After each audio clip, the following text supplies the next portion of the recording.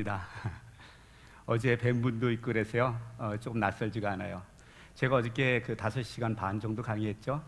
강의하면서 꼭 제 교회에 온 것 같더라고요. 그래서 얼마나 마음이 편하게 이렇게 복음을 전했는지 모릅니다. 오늘은 그 본문 말씀을 가지고요.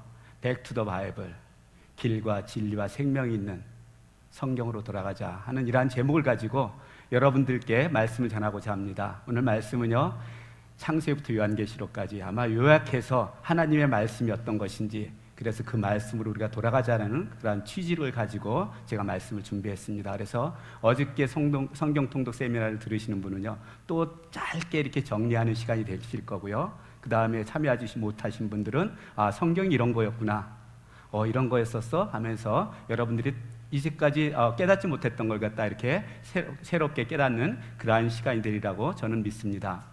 오늘 본문 말씀은요, 6월절에 있었던 이야기입니다. 예수님께서 잡히시던 날, 그날 저녁에 6월절을 지내기 위해서 제자들과 함께 최후의 만찬을 하시는 그러한 장면입니다.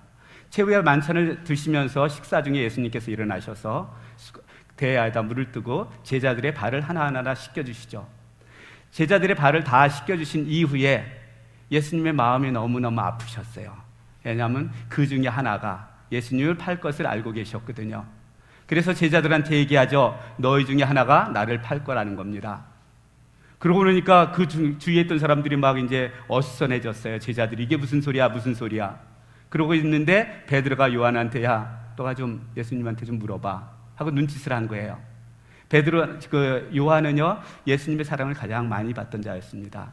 근데요, 반대로요, 베드로는 어떻냐면요, 예수님을 가장 사랑하던 자였었어요. 무슨 말인지 아세요? 요한은 예수님의 사랑을 많이 받았다면요, 베드로는 정말로 예수님을 사랑하던 자였었습니다. 근데 이러한 얘기를 들으니까 뭔가 좀 개슴쩍거든요. 그래서 요한한테 물어보라고 그러는 거예요. 그랬을 때 예수님께서 만찬하시던 그 떡을 하나 조각을 잡으면서 이걸 찍어서 주는 사람이 나를 팔 거라고 이야기를 합니다. 그래서 유다한테 갖다 주죠. 예수님께서 유다한테 이렇게 이야기를 합니다. 내가 하고자 하는 일을 속히 하라고 이야기를 합니다. 예수님께서는 아셨거든요. 이미 유다는 예수님을 팔으려고요, 대제사장들을 만났고 은 30세겔도 받았거든요. 그러니까 그 얘기를 들은 다음에 유다가 이제 깜짝 놀랄 거 아니에요. 그러니까 밖으로 나가죠. 밖으로 나갔을 때 예수님께서 제자들한테 이야기를 합니다. 내가 너희를 사랑한 것 같이 너희도 서로 사랑하라, 이런 말씀을 하시는 거예요. 예수님께서 사랑에 대해서 말씀을 많이 하셨거든요, 그전에도. 그랬는데 이날은 베드로가 가만히 들어보니까요, 이전까지 하시던 말씀하고 다른 거예요. 무언가 유언처럼 남기는 말씀처럼 들렸던 거예요. 그랬을 때 베드로가 예수님께 묻습니다. 예수님, 어디 가시려고 그러세요? Where are you going? 하고 묻는 거예요. 그랬을 때 예수님께서 이렇게 대답하시죠. 내가 가는 곳을 지금 너는 따라오지 못한다는 거예요. 그러나 후에는 네가 나를 따라올 거라고 이야기를 합니다. 그러니까 베드로가 이야기를 합니다. 예수님 무슨 말씀이에요? 나는 예수님을 위해서 목숨을 바칠 거예요. 그러거든요. 그랬을 때 예수님께서 그러시죠. 그래, 내가 네 마음을 알지. 그 마음을 안다는 거예요. 그러나 네가 다 굴기 전에 3번 나를 부인할 것이다, 이야기를 합니다. 이야기를 듣고 있던 많은 제자들이요, 이게 무슨 일이야? 이게 무슨 일이지? 무슨 큰 일이 일어날까? 걱정을 하고 있었던 거예요. 이렇게 근심 가운데 있었던 겁니다. 이렇게 근심 가운데 있을 때 예수님께서 너희는 마음에 근심하지 말라, 하나님을 믿으니 나를 믿으라 하고 선포하시는 말씀이 오늘 본문 말씀이에요. 그러시면서 얘기를 합니다.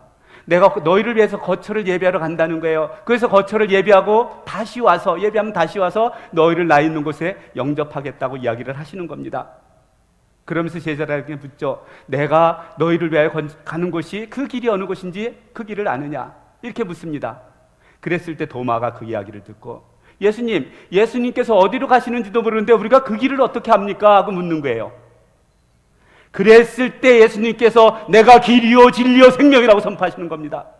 내가 길이요 진리요 생명이니 나로 말미암지 않고는 아버지 나라로 올 자가 없다고 이렇게 선포하시는 게 오늘 말씀이에요. 그래서 오늘은 저는 여러분들하고 일과 질과 진리와 생명이 되시는 이 예수님, 말씀이 육신이 되어서 오신 이 예수님, 그런 말씀이 뭐예요? 성경이잖아요. 그 길과 진리와 생명이 있는 이 성경 말씀에 대해서 여러분들과 함께 나누는 그러한 시간을 갖기 원합니다.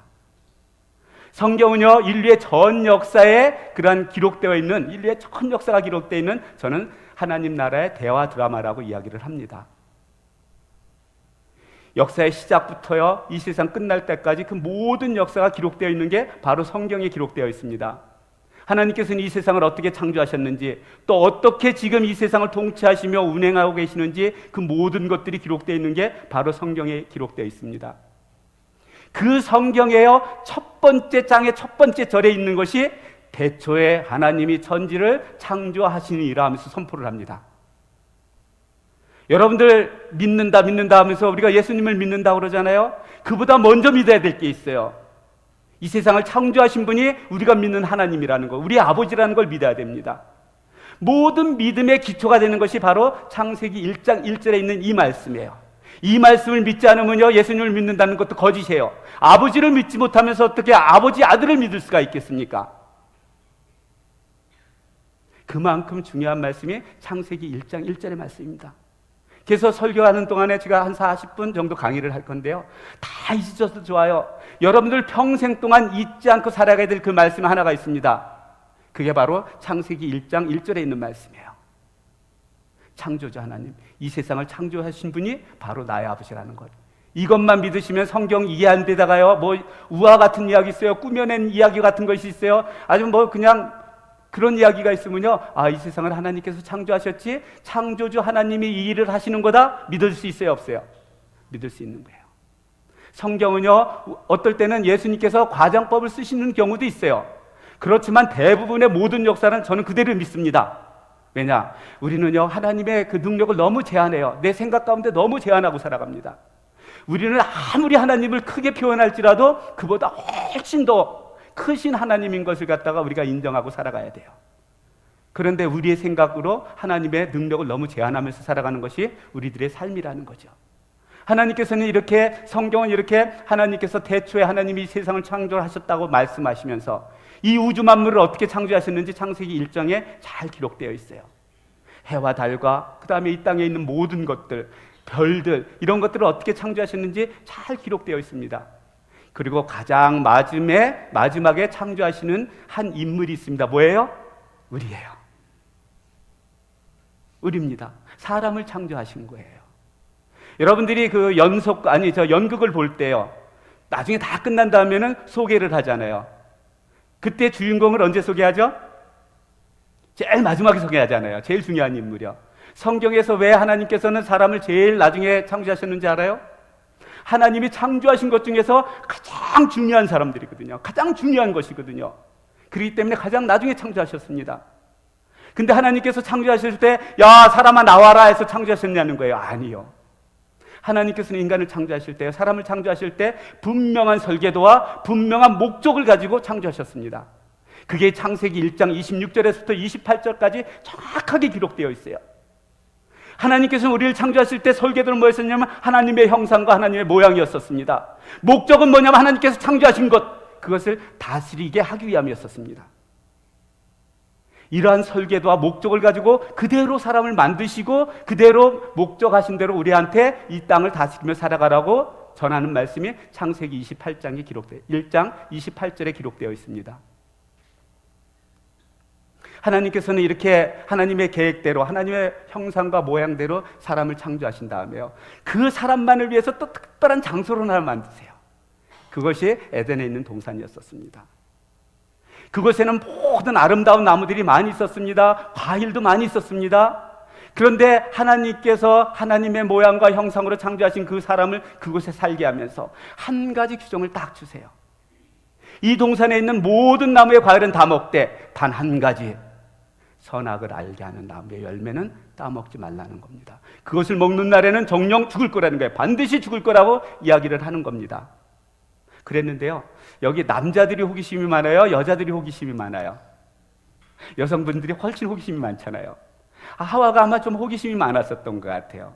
하루는 자기가 혼자 있는데 아마 아담이 바깥으로 나갔던 것 같아요. 혼자 이렇게 그 선악을 알게 하는 나무 밑에 이렇게 앉아 있는데, 하나님 왜 저것을 따먹으면 죽는다고 그랬지? 좀 호기심이 있었던 것 같아요. 그런 마음이 들으면 사탄이 알아요, 몰라요? 즉각 알죠. 그러니까 뱀이 다가옵니다. 뱀이 다가와서 하와한테 묻죠. 야, 정녕 하나님이 이 동산의 모든 나무의 열매를 먹지 말라고 그러셨더냐? 하는 거예요. 그럼 하와가 대답할 말이 있어요, 없어요? 그건 아니잖아요. 그러니까 반대급으로 얼른 말할 게 있잖아요. 아니야. 이 동산에 있는 모든 나무의 과일은 다 먹되, 여기서 아주 중요한 말입니다. 선악을 알게 하는 나무의 열매는 먹지도 말고 만지지도 말고 그랬다는 거예요. 왜냐? 그것을 먹는 날에는 정령 죽을까 하노라 했다는 거예요. 자, 이 하와가 하나님의 말씀을 정확하게 알고 있었습니까? 정확하게 모르고 있었습니까? 정확하게 모르고 있었죠. 그것을 먹지 말라고 그랬습니다. 먹는 날에는 반드시 죽을 거라고 그랬습니다. 근데 만지지 말라고는 안 했어요. 만져도 괜찮아요. 먹지만 않으면 되는 거예요. 그걸 사탄이 알아요, 몰라요? 말씀을 정확히 모르면요, 사탄 금방 공격해요. 그랬을 때 사탄이 하와한테 이야기를 합니다. 아니야, 너 그거 먹어도 절대 죽지 않아. 하나님께서 못 먹게 하는 이유가 있다는 거예요. 그것은 네가 그것을 먹는 날에는 선악을 아는 일에 하나님처럼 될까 봐 너를 먹지 못하게 했다는 겁니다. 그러니까 하와가요, 그렇게 하고 이렇게 사과나무를 보니까요, 그 나무, 그 열매가 얼마나 보암직스럽기도 하고 먹음직스럽기도 하고 정말 지혜롭게 할 만큼 탐스럽기도 한지 그것을 유혹에 넘어가서 그냥 따먹습니다. 지금 무엇이 되려고 따먹은 거예요? 하나님처럼 되려고. 인간의 교만이었었습니다. 선악과를 따먹은 것은 자기가 하나님처럼 되려고 이렇게 선악과를 따먹은 거예요. 하나님께서는 그 죄가 있으십니까? 없으십니까? 악이 있어요? 없으세요? 없으시죠? 그러나 하나님께서 우리 인간을 창조하실 때는 하나님의 형상과 하나님의 모양으로 만들었기 때문에 우리한테 악이 없었어요. 죄가 없었습니다. 선악과를 따먹음으로써, 선악을 알게 하는 나무의 열매를 따먹음으로써 우리한테 들어온 게 있습니다. 그것이 바로 악인 거예요. 하나님께서는 죄인과 함께 살 수 없잖아요. 그래서 그 동산으로부터 쫓겨나게 되는 겁니다. 이렇게 에덴 동산에서 쫓겨난 사람들은요, 회개하지 않고요, 계속 죄를 지으며 살아가는 거예요. 하나님께서 이 세상 모든 것 갖다 다 통제할 수 있는데요, 사람만은 통제할 수가 없어요. 왠지 아세요? 하나님께서는요, 인간을 너무너무 사랑하기 때문에요, 모든 자유를 다 줬습니다. 하나님을 배반할 것까지도 주셨어요. 그런 자유까지도. 그렇기 때문에 그들이 아무리 죄를 져도요, 우리들이 아무리 죄를 져도요, 하나님께서 붙잡아갖고 이쪽에다가 교회에다 못 넣습니다. 깨닫고 자기 스스로 와야죠. 이러한 자유를 주신 거예요. 하나님께서 이렇게 보니까 인구는 점점 불어나는데요, 도저히 이게 통제를 할 수가 없었습니다. 너무 죄악이 무성한 거예요. 그런 세상은 차라리 없어졌으면 좋겠다 생각을 하신 겁니다. 하나님께서 한탄하세요. 창조하셨으므려. 이러한 가운데 하나님께서 극약 처방을 내리십니다. 그 중에서도 항상 악인 중에서도 의인이 있잖아요. 그래서 의인 노아가 있었거든요. 노아의 그 8식구를 제외한, 코로 숨쉬는 모든 것들은 노아의 방주 들어가는 것 외에는 다 죽여버리는 거예요. 하나님께서 극약 처방을 내리신 거예요. 그게 노아 시대의 홍수 사건이었습니다. 홍수 심판이었었어요. 하나님의 은혜로 이렇게 모든 그 노아의 식구들이 이제 살아났잖아요. 근데 그 후손들은 정말 하나님께로 다시 돌아올 줄 알았는데 이들도 흩어져서 살아가면서요, 죄를 짓는 거예요. 하나님께서는 그랬거든요. 그 후손들한테 복을 주시면서 너희는 생육하고 번성하라는 거예요. 땅에 충만하라고 이야기를 합니다. 그러나 이들은 바벨타업을 지으면서요, 우리가 흩어짐을 원하자는 거예요. 우리가 한 곳에 모여 살자는 거예요. 하나님께서는 이 온 세상을 우리로 하여금 다스리도록 원하셨는데 그들은 하나님의 말씀에 또다시 불순종합니다. 하나님께서는 이를 악하게 보시고 언어를 혼잡게 하시는 거예요. 언어가 서로가 통하지 않으면 함께 있을 수 없잖아요. 그래서 이들이 이제 흩어져서 살아가는 게 그게 언어와 민족의 어떤 그 기원이 됐던 겁니다. 이렇게 하나님을 떠나서 흩어져 살아가는 사람들은요, 정말 하나님께 돌아오기를 원했지만 이들도 하나님을 찾는 것보다는요, 죄를 지으면서 살아갔던 겁니다. 그랬을 때 하나님께서 계획하시는 게 있습니다. 내가 안 되겠다. 내가 한 사람을 선택해서 내 나라의 백성을 만들어야겠다 하고 선택한 사람이 바로 아브라함입니다. 하나님께서는 아브라함을 선택하셔갖고 너는 고향과 친척과 아비집을 떠나서 내가 보여줄 땅으로 가라고 이야기를 합니다. 아브라함은요, 순종에 정말 본을 보인 사람이에요. 믿음의 본을 보인 사람입니다. 그래서 그 말씀을 듣자마자 바로 보따리 싸갔고요, 그 다음날 출발했던 것 같아요. 그래서 가나안 땅에 도착했을 때 하나님께서 아브라함한테 언약을 주시죠. 모든 족속이 너로 말미암아 복을 받을 거라는 거예요. 우리 복 받아갖고 지금 예수님 믿고 하나님의 자녀가 되었잖아요. 그리고 이 땅을 너와 내 자손에게 주겠다고 이야기를 합니다. 이 당시에는 이스마엘도 없었고요, 이삭도 나기 전에요. 이삭 낳기 25년 전이거든요. 아무 자식도 없는데 75세가 됐는데요, 말씀하시는 거, 언약의 말씀을 하나 더 주시는 거예요. 내 자손을 하늘의 별과 같이 많게 해주시겠다는 이런 언약을 하십니다. 그랬는데 또 아주 재밌는 말씀을 하세요. 그랬는데 내 자손이 이방 나라의 객이 되어서 400년 동안 객이 되어서 살아간다는 거예요. 그러나 나올 때는 빈손으로 안 나오고 내가 큰 재물을 가지고 나오게 하겠다, 이렇게 언약을 하십니다. 성경 나머지요, 12장부터 창세기 12장부터 요한계시록까지는요, 이 아브라함에게 언약했던 이 언약이 그대로 이루어지는 그런 과정이라고 저는 봅니다. 아브라함은 이삭을 낳죠. 이삭에게서 쌍둥이가 나오죠. 에서하고 야곱이요. 근데 저는 이제 하나님의 백성 쪽으로 족보를 돌립니다. 그래서 에서는 빼놓고 야곱 쪽으로 갑니다. 자, 야곱이 아들을 낳았어요. 12명이 낳습니다. 그 중에서 가장 사랑받던 아들이 있어요. 요셉이라는 아들이 있었거든요. 근데 요셉을 그렇게 사랑했는데 17살에 행방불명이 돼요. 그래서 야곱이 죽으려고까지 했었어요. 자살하려고 그랬었어요. 너무너무 속상해서. 그리고 났는데 22년이 흐른 다음에 애굽의 총리가 됐다는 거예요, 자기 아들이요. 그래서 요셉의 초청을 받죠. 그래서 초청을 받아갖고 야곱의 식구 66명이, 자기 거까지 포함해서 67명이 돼요. 그리고 애굽에 이미 요셉이 두 아들을 낳았거든요. 그래서 야곱의 허리에서 나왔던 사람이 72인이라는 것은 며느리들 다 빼고요, 야곱의 피가 들어가 있는 사람들을 70인을 얘기를 하는 겁니다. 그 70인이 이렇게 애굽에서 살아갑니다. 애굽에서 살아가는 그 이유가 있습니다. 왜냐? 그 당시에 애굽은 미국과 같은 나라예요. 아주 강대국이었어요. 그래서 누구로부터 외침도 받지 않고요, 정말로 어떤 온실 속에서 있듯이 그렇게 보호를 받는 것이었거든요. 근데 야곱은 직업이 뭐였었냐면은 목축업을 하는 사람이었었습니다. 목초지를 쫓아다니면서 계속 생활을 해야 되는데, 그렇게 해서 어떻게 아브라함에게 약속하신 그 큰 민족을 이룰 수 있겠어요? 그래서 하나님께서는 미리 요셉을 애굽에 보내서 총리가 되게 하시고요, 야곱의 식구를 그곳에 오게 한 것입니다.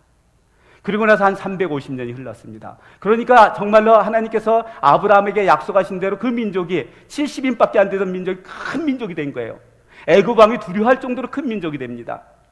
그래서 이제는 애굽 땅에서 나와야 되는데 그 사람을 인도할 인도자가 없는 거예요. 지도자가 없는 거예요.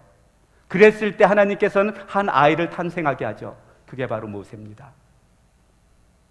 애굽의 종인 히브리인의 아들로 태어났지만 하나님께서 정확한 때에 낳게 하시고 정확한 때에 그 나일 강가에 있게 하심을 통해서 애굽 공주가 자기의 양조로 삼죠. 그래서 히브리인의 종으로 태어났지만 애굽의 왕자로서 성장하는 과정을 보여줍니다. 그래서 40년 동안 애굽 왕자로서 왕이 되는 교육을 받았던 겁니다. 모세가 40년간 애굽 왕자로서 살다가 보니까 이제는 내가 뭘 좀 할 수 있다는 그런 자신감이 생겼어요. 민족을 위해서, 이스라엘을 위해서. 그랬을 때 한 애굽 군인을 죽이게 되죠. 이것도 하나님의 뜻입니다. 이것도 하나님의 계획이에요. 그래서 이 살인 사건을 폭로되니까 어떻게 해요? 미디안 광야로 도망가죠. 미디안 광야에 가서 자기 처가살이를 하게 되는데요. 40년 동안요. 남자들이 처가 생활을 하면서 그것도 타민족 가운데 살아가는 것은 사실 자기를 죽이는 그런 시간들이잖아요.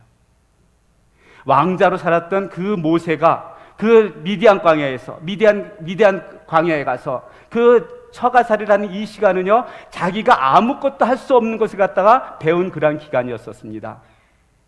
자기가 40년 동안 왕자로 교육을 받았지만 내가 아무것도 할 수 없구나, 그것을 깨달았을 때, 그때가 바로 하나님의 때예요. 하나님께서는 떨기나무 가운데 모세에게 나타나시죠. 그러면서 모세한테 소명을 주는 겁니다. 모세, 네가 할 수 없다는 거예요. 네가 배운 교육을 할 수 없다는 겁니다. 이걸 민족을 이끄는 것은 하나님께서 하시겠다고 지금 나타나서 말씀하시는 거예요. 그러면서 선포를 하시는 거죠. 너는 나의 백성을 애굽 땅에서 인도해 내라는 겁니다. 이것이 모세에게 주신 하나님의 소명이었었습니다. 모세의 소명은 하나님의 백성을요, 정말로 이제는 하늘의 별과 같이 많이 되어진 그 하나님의 백성을 종으로 살고 있는 그 애굽 땅에서 인도해 내는 역할이었었습니다. 모세는요 80세의 부름을 받았어요. 80세의 부름을 받아가지고 그 다음에 430년 동안 자기 민족이 객으로서 또 많은 시절을 종과 노예로 지냈을 때 그 애굽 땅에서 인도해 낸 지도자가 바로 모세인 거예요. 그래서 이렇게 모세를 통해서 하나님께서 10가지의 재앙을 통해서 애굽에서 출애굽하게 하십니다. 그래서 홍해를 건너서 시내산에 도착을 하죠. 시내산에 도착해서 하나님께서 3가지를 주시는 게 있습니다. 많은 민족들이 시내산 밑에 서 있을 때 하나님께서 음성이 터지면서 10계명을 주시죠. 그리고 나서 모세를 시내산으로 올라오게 하신 다음에 성막의 모형들을 보여주시고 그 성막을 짓게 하십니다. 그리고 하나님의 백성으로 살아가야 될 법이 있어야 되잖아요. 우리가 미국에 온 미국 법이 있듯이 하나님의 백성이 됐으면 하나님의 백성으로 살아갈 법이 있어야 되잖아요. 그래서 시내산에 있을 때 모든 율례와 규례와 법규를 주시는 겁니다. 그 말씀이 레위기에 기록되어 있는 거예요. 그래서 레위기는 이렇게 너희들이 하나님을 사랑하고 내 이웃 사랑하는 거에 대해서 나와 있는데요, 이게 하나님의 백성으로 살아갈 그러한 내용들이었거든요. 너희들이 이 말씀대로 순종하며 살아가면은 복을 받고 순종하지 아니하면은 벌을 받을 것이라는 내용이 기록되어 있는 게 레위기에 기록되어 있습니다. 이렇게 시내산에서 약 10개월 동안 있다가 성막을 완성을 합니다. 성막을 완성하고 거기서 성막을 지은 다음에 처음으로 유월절을 거기서 지냅니다. 그리고 나서 그 출애굽한 지 2번째 달 20일에 이제 시내산에서 출발해서 바란 광야로 가죠. 그곳에 도착한 것이 가데스 바네아라는 곳이었습니다. 그곳에 도착한 목적은 한 가지가 있었습니다. 그것은 뭐냐면 가나안 땅을 정복하기 위함이었어요. 그래서 하나님께서 너희는 이제 가나안 땅으로 들어가라고 명령을 하십니다. 그랬을 때 이스라엘 백성들은 우리가 그 땅이 어떻게 생겼는지 모르니까, 그 백성들이 어떻게 생겼는지 모르니까 우리가 정탐꾼을 보내자고 그러죠. 그래서 정탐꾼 12명을 보냅니다. 12명이 정탐을 40일간 정탐하고 돌아와서 그들이 보고하는 것은 좋은 것보다는 부정적인 보고를 하는 거예요. 그러면서 무슨 얘기까지 하냐면은, 우리는 도저히 그게 가면 칼 맞아서 다 죽을 수밖에 없으니까, 우리가 볼 때는 그들이 등치가 얼마나 큰지 안악자손이 있었는데 그건 거인이었었거든요. 그들과 비교할 때는 우리가 봐도 우리는 메뚜기 같은 존재라는 겁니다. 그러니 그곳에 가서 죽는다는 거예요. 이러면서 모세를 원망을 하죠. 그러면서 이런 말까지, 우리 이러지 말고 다시 애굽으로 돌아가자는 거예요. 하나님께서 이 말을 들었을 때 너무너무 진노하시는 겁니다. 하나님께서는 440년 동안 큰 민족을 일어나서 이제 겨우 인도해냈더니 다시 애굽으로 돌아가자고 그러고 있거든요. 그래서 하나님께서 이스라엘 민족을 다 죽이려고 그래요. 진멸하려고 그래요.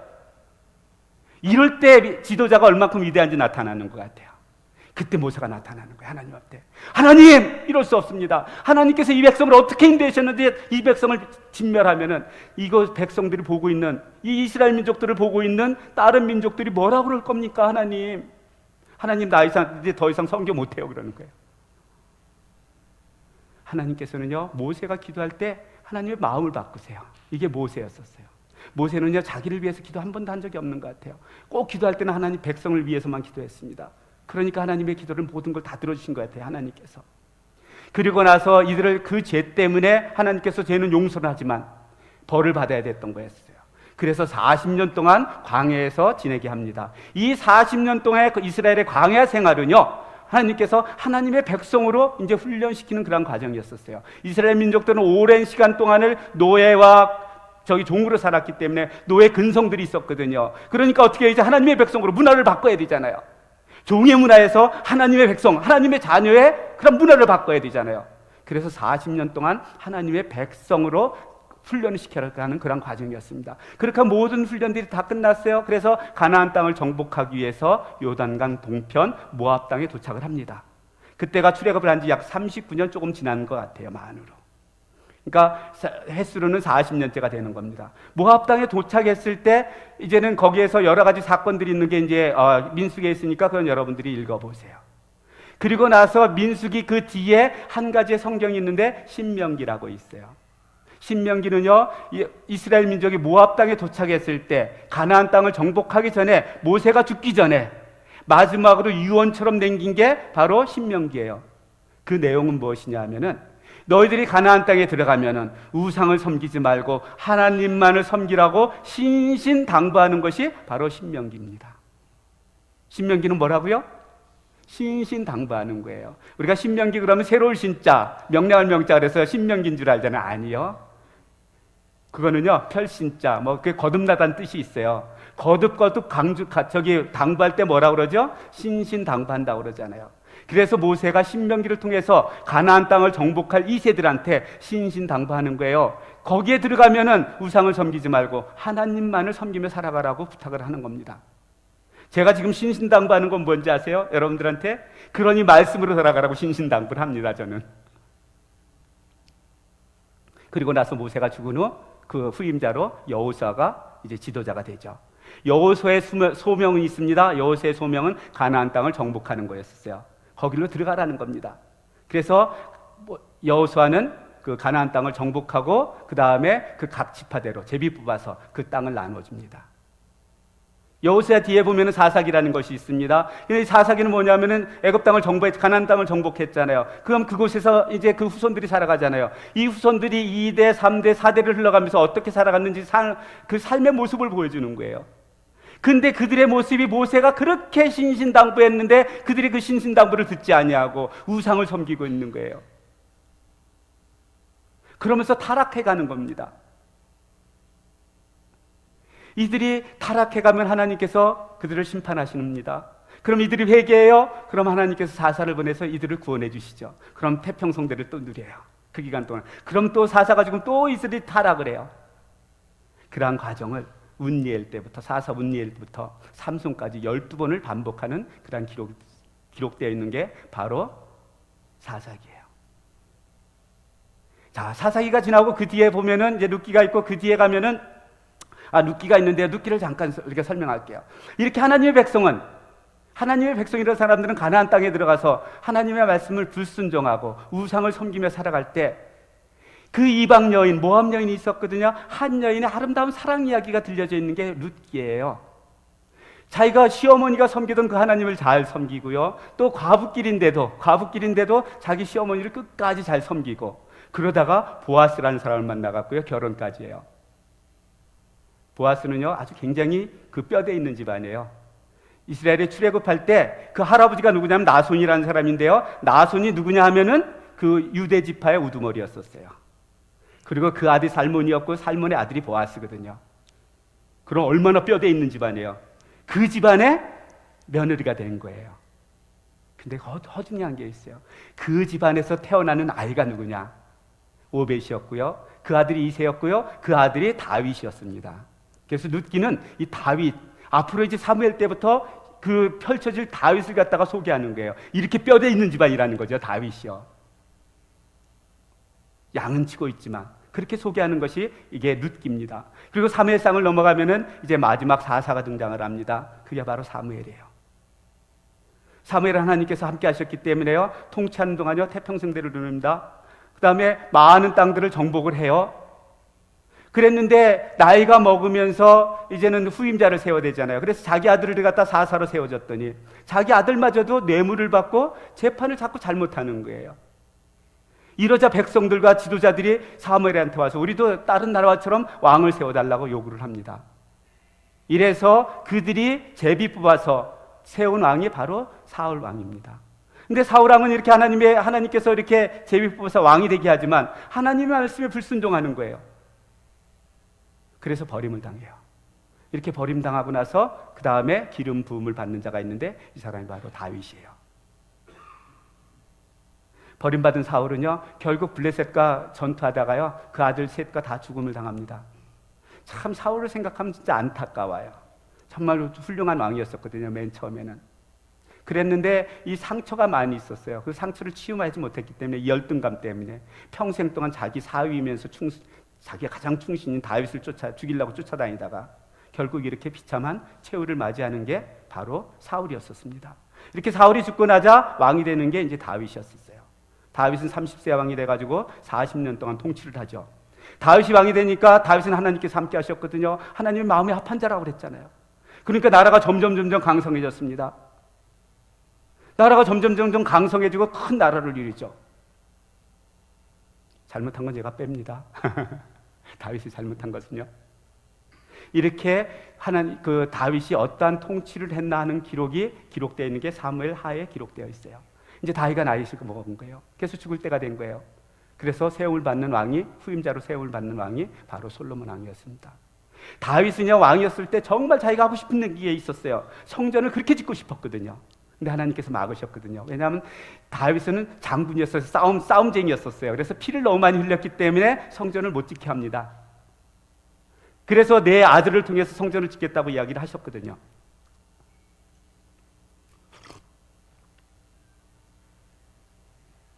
그래서 그 아들 솔로몬을 통해서 7년 동안 성전을 짓고요. 궁전을 짓는데 13년이 그래서 20년 동안 성전과 궁전을 잘 짓습니다. 그리고 하나님께서 주신 지혜로 나라도 잘 통치를 잘했어요. 이건 젊었을 때요. 근데 솔로몬에게는 그 후궁이 700 있었고요. 첩이 300이나 있었거든요. 그러니까 1000여 명의 처첩을 드리게 되는 거예요. 참 능력도 있었어요.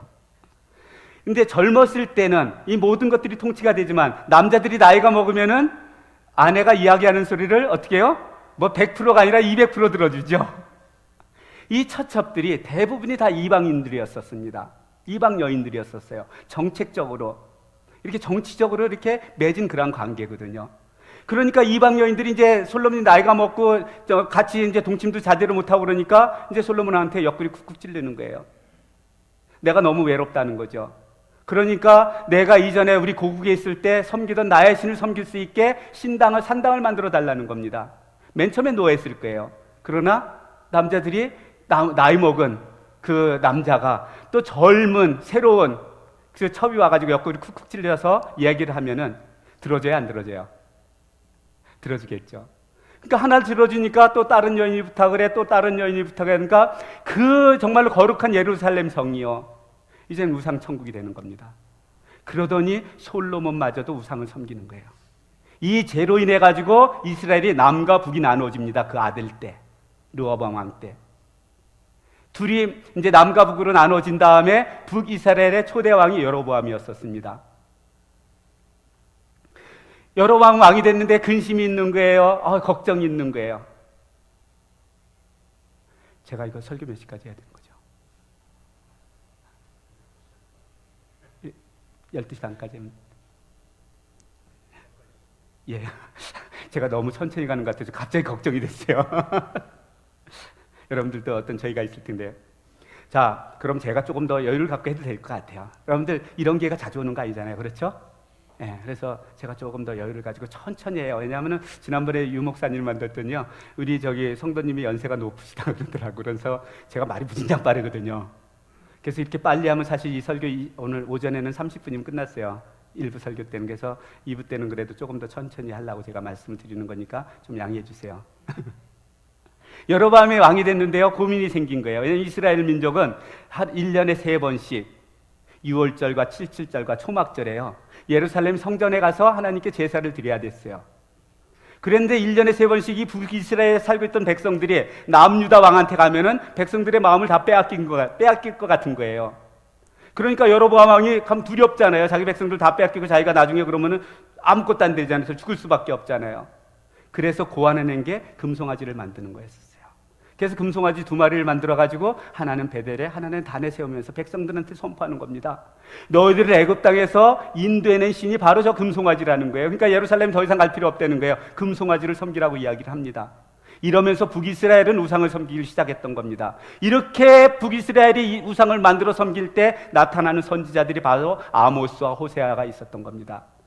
이렇게 우상을 섬기고 살할 때 너희들은 하나님께로 돌아오라는 거예요. 여호와께로 돌아오라는 거예요. 우상을 섬기지 말고. 그랬는데 이 백성들이 여호와께로 돌아오지 않습니다. 그래서 결국 그 죄 때문에요, BC 722년 아수르한테 멸망을 당하게 되는 겁니다. 그럼 남유다는 조금 낫느냐? 남유다는 이스라엘의 그 북이스라엘의 멸망하는 것을 보고도요, 이들도 그렇게 모세가 신신당부했는데 그걸 다 잊은 거예요. 그래갖고 이들도 우상을 섬기기 시작을 합니다. 이렇게 우상을 섬길 때 남유다에는 더 많은 선지자들이 나타나요. 정말 그 성경에 어마어마한 선지자들이 나타나죠. 이사야가 그때 있었고요, 미가가 있었고, 예레미야가 있었고, 하박국, 스바냐, 이런 많은 예언자들이 와서 야, 그러지 말고 우리가 여호와께로 돌아가자는 거예요. 우상을 섬기지 말라는 거예요. 그러나 이들도 돌아오지 않았던 거예요. 그래서 이들도 결국 BC 586년 바벨론에 의해서 멸망을 하게 됩니다. 바벨론으로 멸망하는 과정 가운데 이스라엘 민족들이, 많은 사람들이 포로로 잡혀갔습니다. 바벨론으로. 그들의 삶이 어떠한 삶을 살았냐를 보여주는 것이 바로 에스겔과 다니엘서에 기록되어 있습니다. 하나님께서 이스라엘을요 바벨론으로 보내신 목적이 있어요. 그곳에서 무엇인가 그들한테 가르치고자 하는 그러한 어떤 것이 있었습니다. 그것은 뭐냐면 이 세상의 우상은 아무것도 아니라는 걸 가르친 거예요. 하나님만이 여호와심을 가르친 기간이 바로 바벨론 기간 동안이었어요. 그걸 가르치는데 70년이 걸렸어요. 그거 한 가지 가르치는데요. 그래갖고요 이스라엘 민족이요 지금까지도 그래요. 지금까지도 그 이후에는요 우상은 섬기지 않습니다. 성경에도 그 이후에 우상을 섬긴 것 때문에 책망받는 일은 거의 없습니다. 그렇게 확실하게 훈련을 받은 기간이 바로 바벨론 포로 기간이었었어요. 그랬는데 바벨론 포로 기간 동안에 있었던 다니엘은요 예레미야가 예언했었거든요. 예레미야가 예루살렘 멸망이 전부터 예언했습니다. 너희는 바벨론의 포로로 잡혀가라는 거예요. 거기에서 너희들이 포로로 잡혀갔을 70년 동안 그곳에서 산다는 거죠. 그렇지만 70년이 차면 하나님께서 너희들을 다시 돌아올게 할 것이라고 예언을 했었습니다. 근데 다니엘은 그 말씀을 알고 있었어요. 예레미야가 예언한 그 말씀을 알고 있었어요. 그렇기 때문에 사자한테 자기가 기도하다가 잡히면은 사자굴에 들어가서 죽을 걸 알고도 숨어서 기도하지 않냐고요. 창문을 열고 예루살렘 성전을 향해서 기도했습니다. 그리고 나서 정말로 70년이 찼어요. 70년이 찼을 때 하나님께서는 고레스를 통해서 하나님의 백성된 자들은 다 예루살렘으로 돌아가서 하나님의 전을 건축하라는 그러한 명령을 선포하게 됩니다. 그러한 명령을 받고 이스라엘 민족들이 1차로 예루살렘에 귀환하는 자들이 있었어요. 약 5만 명이 됐었습니다. 이 5만 명의 목적이 뭐예요? 성전을 건축하는 것이었거든요. 그래서 그들이 성전을 건축합니다. 성전을 건축하려고 막 기초를 쌓는데 주변 국가들이 예루살렘의 이스라엘의 가장 핵심이 되는 게 성전인 걸 알거든요. 그래서 그걸 짓는 걸 방해를 하는 거예요. 그래갖고 약 16년 동안 성전 건축이 중단이 됩니다. 이렇게 성전 건축이 중단됐을 때 나타나는 또 예언자들이 있죠. 학개가 나타나는 겁니다. 학개가 나서 너희들은 성전을 건축하라고 명령을 합니다. 권면을 합니다. 그랬더니 이들이요 그 권면에 따라서요 불과 24일 만에 성전을 다시 건축하기 시작합니다. 16년 동안 중단되었던 이 성전 건축을 불과 24일 만에 다시 짓기 시작하는 거예요. 이렇게 학계의 권위로 성전 건축을 시작하고 있을 때 스가랴라는 인물이 나타나요. 스가랴는 예언을 하는데요. 이 성전 건축의 중요성이 왜 중요한지, 성전은 뭐 하는 곳이죠? 예배를 드리는 곳이잖아요. 그 당시에 성전은 뭐냐면은 제사를 드리는 것이거든요. 구약시대에 제사를 드리는 건 하나님께 예배 드리는 거거든요. 하나님의 백성이 예배를 안 드리고 여러분들 여기서 한 6개월 동안 교회 안 다니고 예배 안 드리면 여러분들의 영적 상태가 어떻게 되겠어요? 아마 저 바닥에 깔릴 거예요. 이스라엘 민족은 이렇게 되어 있었거든요. 그렇기 때문에 스가랴는 계속해서 이 성전 건축이 왜 중요한지에 대해서 강조를 하면서 환상을 통해서 보여줬던 것으로 강조를 하면서 그들로 하여금 이 성전 건축을 끝이지 않냐고 끝까지 완성하도록 권면하는 것입니다. 이렇게 학개와 스가랴가 이 권면함을 통해서요 이스라엘 민족이 성전 건축을 시작을 해요. 성전 건축은요 우리가 여기 성전 건축에 해보셔서 알잖아요. 시작을 하면은요 돕는 사람들이 모입니까? 다 흩어집니까? 하나님의 뜻대로 지어지는 성전은요 시작하면은 돕는 사람들이 모이게 되어 있어요. 하나님이 이래 하시는 것은, 인간이 하는 것은 흩어지지만요 하나님께서 원하시는 들은 돕는 사람들이 모이게 되어 있습니다. 그래서 이 아름다운 성전이 된 거잖아요. 이렇게 학개와 스가랴가 권면할 때 그 이스라엘들이 많은 사람들이 돕기 시작한 거예요. 하나가 된 거예요. 성전 건축 시작한 지 4년 만에 성전 건축 완성을 해요. 그래서 이스라엘 민족이 바벨론에서 예루살렘에 온 지 20년 만에, 이게 19년 만에 성전 건축을 하셨더라고요. 이제 20년 됐죠. 너무 똑같더라고요. 이렇게 성전 건축을 완성을 하는 겁니다. 그랬는데 성전 건축으로 완성이 됐지만 아직 예루살렘은요, 바벨론한테 멸망할 때 성이 많이 부서졌거든요. 그 다음에 문드 같은 것도 다 불타 없어졌거든요. 그대로 있는 거예요. 그러다 보니까 외부로부터 많은 핍박을 받고 고난을 받는 거예요. 외침 때문에. 그래서 이스라엘 민족이 큰 고난 가운데 있었습니다. 그 소식을 느헤미야가 듣습니다. 그래서 느헤미야가 기도하는 가운데 정말로 아닥사스다 왕의 특별 배려로 유다 총독이 되어서 예루살렘에 와서 무너진 예루살렘 성벽과 문을 완성을 하죠. 그리고 나서 이제 에스라와 그 느헤미야가 죽습니다. 이스라엘 민족은 죽고 나니까 이스라엘 민족들이 어떻게 또 죄를 짓기 시작하는 거예요. 그러니까 어떻게 해요? 또 하나님의 심판이 있잖아요. 이스라엘 민족은 정말로 꿈을 꾸고 있었거든요. 바벨론에 있을 때는요. 야, 우리가 언젠가는 이 바벨론 포로 생활에서 예루살렘에 돌아갈 수 있겠지. 그리고 그 다음에 그렇게 해서 하나님의 은혜로 예루살렘에 돌아온 이 백성들은요, 이 귀한 자들은요, 또 다른 꿈이 있었습니다. 하나님께서 우리를 이곳에 인도해 주셨으니까 우리를 여기서 큰 민족이 되어가지고 큰 축복을 해주시겠지. 이런 꿈이 있었습니다.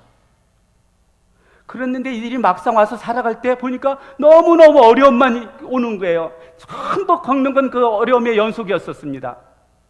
이러다가 보니까 이스라엘 민족들 생각 속에, 야, 정말 하나님이 우리를 사랑할까? 정말 하나님이 우리와 함께 하시는가? 이러한 의문을 마음속에 품기 시작했습니다. 이러한 의문을 품고 있을 때 하나님께서는 말라기를 통하여 내가 너희를 사랑하였노라 하고 외칩니다. 근데 백성들의 지금 마음은 어때요? 하나님께서 살아계셔? 정말 함께 하셔? 이러한 마음이었었잖아요. 그렇기 때문에 백성은 주께서 어떻게 우리를 사랑하셨나이까 하면서 대항을 해요. 여러분들 자녀를 양육할 때 얼마나 아름다운 사랑으로 그들을 진짜 보호하면서 정말 정성을 다해서 잘 양육했어요. 내가 너희를 사랑한다는 거예요, 자녀를요. 내가 너희를 이렇게 사랑한다는 거예요. 그랬는데 여러분 자녀들이 아빠, 엄마, 언제 엄마가 아빠를 나를 사랑했어? 그랬을 때 여러분 마음이 어떨 것 같아요? 많이 아프겠죠. 하나님의요, 이때 마음이 너무 아프셨던 것 같아요. 그때 너무 많이 아프셨던 것 같아요. 그래서 하나님께서요, 약 400년, 450년 동안 아무 말씀도 안 했어요, 성경에서는. 그러면 성경에서 아무 말씀도 안 하셨다고 해서 하나님께서 낮잠 자고 계셨을까요? 아니요. 하나님께서는 그게 너무너무 마음이 아파갖고요, 야, 내가 이렇게 사랑하는데, 내가 하는 내 백성을 이렇게 사랑하는데, 그럼 저희들은 내 사랑을 모르고, 그럼 그 사랑을 어떻게 보여줄 수 있을까? 아마 고민을 많이 했었던 것 같아요. 그래서 안 되겠다. 그럼 내가 그 사랑을 보여줘야지. 결심을 하게 됩니다. 그러면 내가 내려가기 전에 준비해야 될 것이 있지. 가서 내가 오랫동안 못 있으니까 그래도 모든 거 이렇게 준비해갖고 내가 가서 이렇게 해야지 하면서 준비한 것이 바로 400년, 500년 동안에 하나님께서 중세사를 통해서 준비하신 것입니다. 이때는요, 이제는 제국이 되기 시작을 했어요. 큰 제국들이 있었습니다. 그때 당시에 예수님께서 태어나실 때 무슨 제국이었었죠? 로마 제국이었었어요. 지중해를 통해서 저쪽 그 유럽부터 지금 메데 페르시아 저 아래까지요, 다 한 나라가 된 거예요. 그럼 한 나라면 여러분들이 여행할 때 여권이나 비자가 필요했어요, 없어요? 요즘 선교사님들 선교 나가려면 여권 비자 받는 거 굉장히 힘든 곳도 많이 있잖아요. 그런 게 하나 필요했었습니다. 그 다음에 헬라 제국 때는요, 언어를 통일시켰어요, 헬라어로. 그러니까 언어도 배울 필요가 없는 거예요. 이미 다 알고 있는 거예요.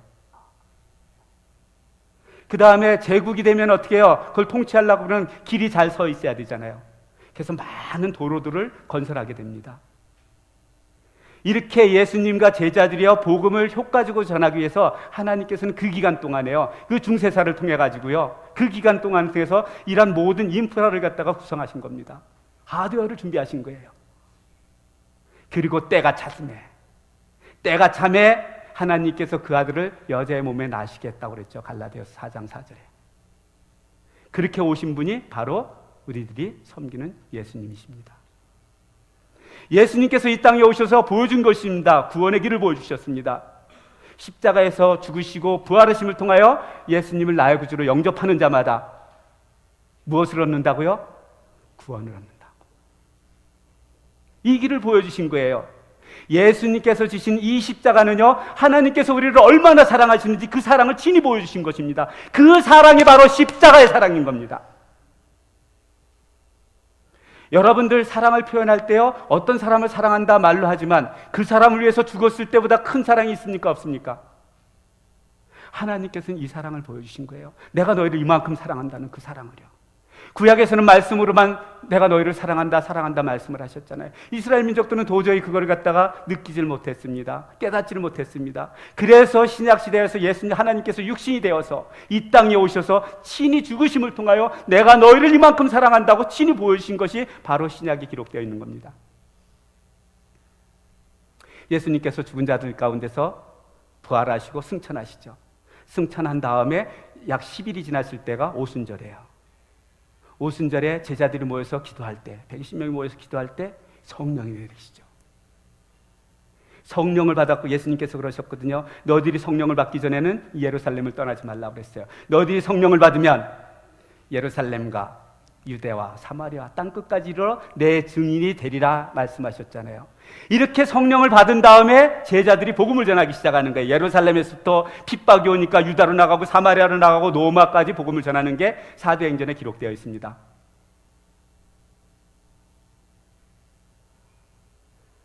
근데 제자들이요, 이렇게 복음을 전했는데요, 그 복음을 들은 자들은 그 복음에 대한 그 가치를 잘 이해하지 못했어요. 그러니까 외부에서부터 어떤 핍박이나 어떤 이단 사상이 들어오면 믿음이 흔들리기 시작했습니다. 그 다음에 어떤 믿음이 약한 사람들은 쉽게 배역을 하는 거예요. 예수님을 떠나는 거예요. 복음을 떠나는 거예요. 이렇게 나약한 그 가치를 모르고 흔들리고 배역한 자들에게 복음으로 돌아오라고 선포하는 말씀들이 서신서에 기록되어 있는 겁니다. 서신서는 일종의 부록과 같은 거예요. 사도들이 복음을 전한 다음에 각 교회에서 겪고 있는 그러한 어려운 문제들, 그러한 문제들을 하나하나씩 권면하면서 다시 복음으로 돌아오라고 권면하는 것이 서신서에 기록되어 있습니다. 창세기는 역사의 시작을 이야기를 합니다. 태초에 하나님이 천지를 창조하시라면서 어떻게 시작되었는지를 얘기한다 그러면은 마지막에 있는 성경 요한계시록은요, 어떻게 이 세상이 끝나는지에 대해서 알리고 있는 것이 요한계시록입니다. 요한계시록 그러면 많은 분들이 심판의 책으로 알고 있어요. 아마 어저께 강의 들으신 분들이 이제 바뀌었을 거야. 어저께 강의 안 드시는 분들 아직도 요한계시록 하면 제일 먼저 떠오르는 게 심판의 책 하고 떠오를 겁니다. 하나님은 사랑이세요? 심판하시는 하나님이십니까? 사랑의 하나님이시잖아요. 사랑의 하나님께서 성경 제일 결론처럼 주시는 요한계시록을 심판하기 위해서 주셨을까요? 아니면 우리를 너무너무나도 사랑하니까 어떤 소망을 주기 위해서 요한계시록을 주셨을까요? 소망을 주시기 위해서 요한계시록을 준 겁니다. 여러분들 이제 요한계시록 하면은 심판의 책이 아니에요. 소망의 책이에요. 이 당시에는요, 이 당시에 로마 총독이 누구였었냐면요, 로마 황제가 누구였었냐면은 도미티안이라는 사람이었었습니다. 이 사람 정권 말기였었어요. 거의 요한계시록이 선포될 때는요. 그랬는데 이 사람은 황제 숭배를 갖다가 강요를 했거든요. 정권 말기쯤 되니까 조금만 자기한테 좀 정적이 된다면 가차없이 쳐 죽였습니다. 왜 조금 이렇게 말기쯤 되면 이렇게 정신이 이렇게 오락가락 하잖아요. 그러다 보니까 황제 숭배를 하지 않는 많은 그리스도인들이 큰 어려움을 겪게 됐습니다. 예수님을 믿는다는 그 이유 하나 때문에 감옥에도 들어가고요, 때로는 죽기까지 하는 거예요. 그러다 보니까 어떻게 했어요? 믿음이 약한 사람들은 그냥 나 예수님 몰라 하면 끝나는 거예요. 그럼 풀어주는 거예요. 그러한 환경 가운데 있는 사람들한테 영광된 미래를 보여주는 겁니다. 너희들이 지금 겪고 있는 모든 환난과 이 어려움을 갖다 극복해 나가라는 거예요. 인내하라는 거예요. 그러면은 이런 영광된 곳에서 너희들이 영원토록 살아간다는 거죠. 그것을 보여주는 게 요한계시록이에요. 그럼 그 시대 사람들만이냐? 아니요. 지금 우리가 요한계시록은 누가 읽습니까? 2000년 전에 있던 사람이 읽습니까? 우리가 읽습니까? 우리가 읽잖아요. 여러분들 중에서도 많은 어려움 겪고 계시는 분들이 많이 계실 거예요. 그 어려움 가운데서 끝까지 믿음을 지키라는 거예요. 이보다 앞으로는 더 큰 어려움이 온다는 거예요. 그게 인때는 그러한 재앙이 내리는 거고요. 여섯 번째까지 나팔이 울려지는 그러한 고난이 여러분들한테도 임할 거라는 거예요. 그렇지만 인내하면서 참으라는 거예요. 왜냐? 그 뒤에는 영광된 모습이 너희들이 추구하거든요. 예수님께서 재림하시거든요. 그럼 영원토록 하나님과 함께 영생을 누릴 겁니까? 아니면 우리가 잠깐 그걸 못 피해서 그 고난을 못 참아서 하나님을 떠나고 영원히 꺼지지 않는 불못불에 들어갈 겁니까? 그러한 걸 보여주는 거예요. 그러면서 너희들을 하여금, 우리들을 하여금 지금 고난받고 있는 이 모든 것들, 이것 때문에 믿음을 포기하지 말라고 보여주는 겁니다. 그러면서 중간중간에 하늘나라에서 어떠한 예배 장면인지 그런 걸 보여주는 겁니다. 그리고 우리가 궁극적으로 살아갈 그 새하늘과 새 땅이 얼마나 아름다운 것인가를 그걸 보여주는 거예요. 우리들이 살 곳은 이곳이 아니라는 거죠. 이곳은 잠시 하나님의 백성이 되기 위해서 훈련되어지는 기간입니다. 여기는요. 그곳에는요, 여기에서 우리들이 신앙생활을 잘 해갖고 생명책에 기록된 사람만이 그곳에서 살아갈 수 있거든요. 그래서 이 땅에 살아가는 동안 이렇게 훈련을 잘해서 그곳에서 하나님과 영원히 함께 살아가라고 보여주는 책이 바로 요한계시록이에요. 저는요, 이 성경을 돌아온 탕자 이야기라고 이야기를 합니다. 아들이 밖을 나갔잖아요. 집을 나갔잖아요. 근데 아버지는 끊임없이 그 나간 아들을 기다리고 있잖아요. 그 아들이 돌아왔을 때 어떻게 했어요? 박대했습니까? 가서 껴안으면서 정말 울면서 그 아들을 맞이해 주었습니까? 사람들은요, 아담 이후에 하와가 선악과를 따므로써 하나님을 떠났거든요. 하나님은요, 이 성경 전체를 보냐면 한마디로 하여금 나에게 돌아오라는 거예요. 여호와께로 돌아오라는 거예요. 이게 예언자들이 외친 모든 내용들입니다. 복음으로 돌아오는 것도 하나님께 돌아오라는 이야기거든요. 그래서 신구약 전체 성경은요, 하나님께로 다시 돌아오라는 거예요. 회복되라는 겁니다. 이와 같이 하나님은요, 정말로 그 탕자의 아버지와 같이 정말로 우리들을 기다리는 그런 간절한 하나님의 마음이 담겨 있는 게 바로 이게 성경입니다. 그래서 하나님께서는요, 아버지께로 돌아오라는 거예요. 아버지가 돌아와서 우리가 천국에서 영원토록 삶을 누리자는 거죠. 그 길을 보여주시는 것이 바로 이 성경이고요. 그곳에는 뭐가 있다고요? 길과 진리와 생명이 있는 겁니다. 성경은요, 이런 과거도 보여주고 현재 우리 삶도 보여줘요. 제가 요한계시록 2장 3장은 우리들이 지금 살고 있는 모습을 보여주는 거거든요. 그리고 앞으로 미래가 어떻게 끝날 것인지, 미래가 어떻게 완성될 것인지 성경의 모든 것을 보여줍니다. 세상은요, 시작도 끝도 아무도 알 수 없습니다. 그러나 오직 성경에서만은 시작과 끝을 분명히 있다고 말하고 있습니다. 이와 같이 성경에는요, 아버지와 함께 영원히 살아가는 그 길과 진리와 생명이 있는 것입니다. 그렇기 때문에 여러분들 성경으로 들어가세요. 말씀으로 들어가세요. Back to the Bible. 이게 오늘 설교 제목이었습니다. 여러분들 다시 한번 여러분들한테 마지막으로 저도요, 모세와 같이요, 신신당부할게요. 신신당부드립니다. 성경에는요, 길과 진리와 생명이 있습니다. 그러니까 성경으로 들어가세요. 하나님과 함께 영원한 축복의 삶을 누리시길 바랍니다. 우리 기도하고 마치겠습니다. 좋으신 하나님 감사합니다.